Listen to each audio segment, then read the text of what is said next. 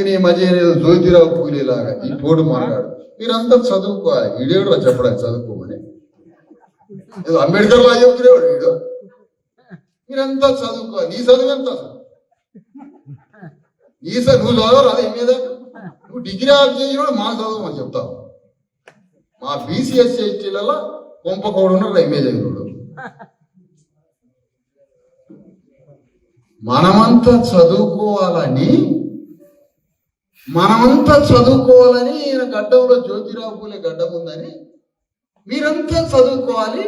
మీ భూములు కొట్టేస్తా, మీ రాజ్యాన్ని కొట్టేస్తా. మమ్మల్ని చదువుకోమంటావు. మా చదువు నువ్వు చెప్తే చదువుకుంటావా? మేము నువ్వు చెబితే అది నీ విని నువ్వు చెప్పినందుకు నేను చదువుకుంటావా? అంబేద్కర్ చెప్పింది కాబట్టి చదువుతున్నాడు. అంబేద్కర్ జ్యోతిరావు పూలే చెప్పింది కాబట్టి చదువుతున్నావు. రామయ్య కుమారస్వామి ప్రొఫెసర్లు చెప్పింది కాబట్టి చదువుతున్నావు. ఎవరు చెప్పడం? నువ్వు చెప్తే మేము చదువుతాం. మరి ఆ మాట మీ అందరికీ రాజ్యం రావాలని సిగ్గుంటే నీకు సిగ్గు శరమంటే నువ్వు ఈ మాట బీసీఎస్సీ ఎస్టీలందరికీ రాజ్యం రావాలి అని బీసీఎస్సీ ఎస్టీల భూముల్ని అంగుళం ముట్టుకోనాను సచ్చే పోతాను మాట రేట్ల గళ్ళ పడిస్తాను నేను.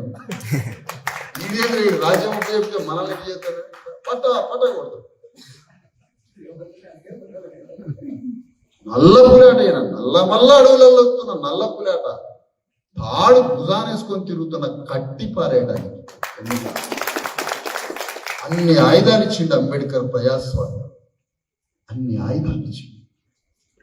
ఈయన ఒక్కడు వాడు కేటీఆర్ అని తిరుగుతున్నాడు బుగ్గలోడు. భూమి పుత్రుడు తెలంగాణ ఎవరు భూమి పుత్రుడు నీకేం సంబంధం? మరి నీకేం సంబంధం అంట?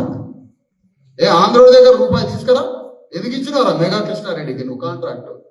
ఆంధ్రోడికి ఎట్లా ఇచ్చినావు నువ్వు కాంట్రాక్ట్? పెట్టెల పుస్తకాల కాంచి వాడు కాంట్రాక్టర్ ఇక్కడ. వాడేది కాంట్రాక్టర్ ఇక్కడ?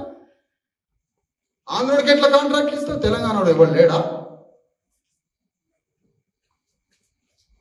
100% తెలంగాణ వాదం విఫలమైంది.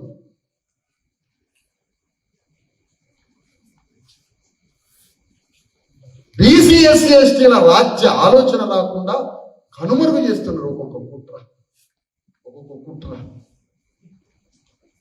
ఏంటి ఈ కుట్రలు? అందుకనే తెలంగాణ గడ్డ మనది, తెలంగాణ వాదం మనది. తెలంగాణ వాదం మాట్లాడాల్సింది బీసీఎస్సీ ఎస్టీ నాయకత్వం. తెలంగాణ ఐడెంటిటీ కోరుకోవాల్సింది మనం, తెలంగాణ అస్తిత్వం కోరుకోవాల్సింది మనం. ఆయన ఎట్లా కోరుకుంటాడంటే అస్తిత్వం. నువ్వు అస్తిత్వం అంటే ఒకే తెలంగాణ అడవిలో పులి మేక ఇద్దరికి ఈ అడవి అస్తిత్వం ఇద్దరికి కావాలంటే ఎవడు పిక్క తింటాడు కదా? నీకెందుకు అస్తిత్వం?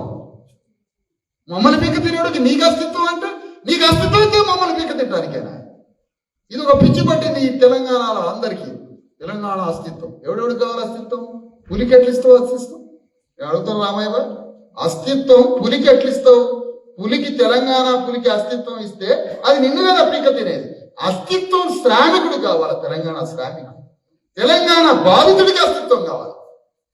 డెఫినేషన్ ఇవ్వడంలో కోట్ల మంది చచ్చిపోతారు. నిర్వచనం అనే విలువల్ని ఒళ్ళు దగ్గర పెట్టుకొని సూత్రీకరించండి అని చెప్తున్నా తెలంగాణ వాదులు.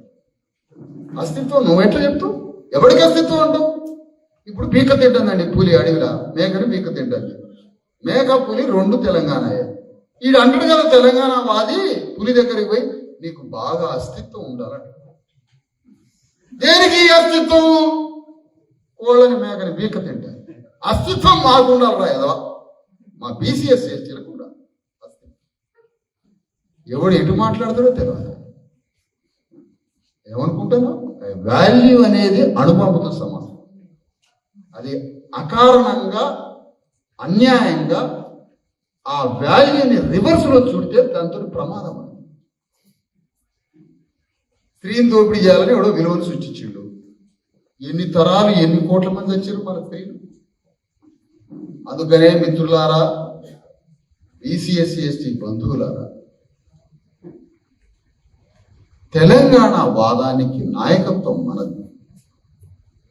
అందుకనే తెలంగాణ శబ్దం, తెలంగాణ అస్తిత్వం, తెలంగాణ పోరాటం, తెలంగాణ సంస్కృతి, తెలంగాణ సంప్రదాయానికి నాయకత్వం యజమానులు తెలంగాణ బాధిత లోకం తెలంగాణ బీసీఎస్ ఎస్టీ లోపం, తెలంగాణ శ్రామికులతో డీక్లాసిఫై అయ్యడం అప్పర్ కాస్ట్ అయితే వాడు మనం కలిసి నాయకత్వం వహించాం. అంతిమంగా మీ అందరి విముక్తి ఎక్కడ దాగి? మీ విముక్తి ఎక్కడ దాగి? మీ ఆలోచన ఎక్కడ దాగి? మన రాజ్యం, మన స్వతంత్రం ఎక్కడ? మన విముక్తి ఎక్కడ? నీ స్వతంత్రం ఎక్కడ? అమెరికాని ఏలుతున్న రెడ్డి కమ్మ వెలమలు నీ ఊరు నుంచి పోయిన వాడే.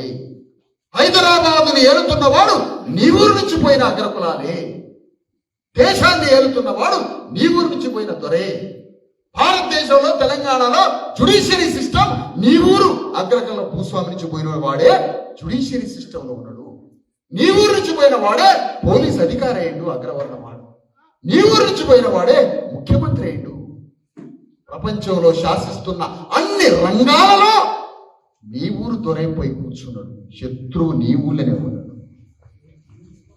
నీ ఊర్లోనే ఉన్నాడు. వాడిని పట్టుకో. వీడిని బట్టనేయట్లే ఏ పార్టీ.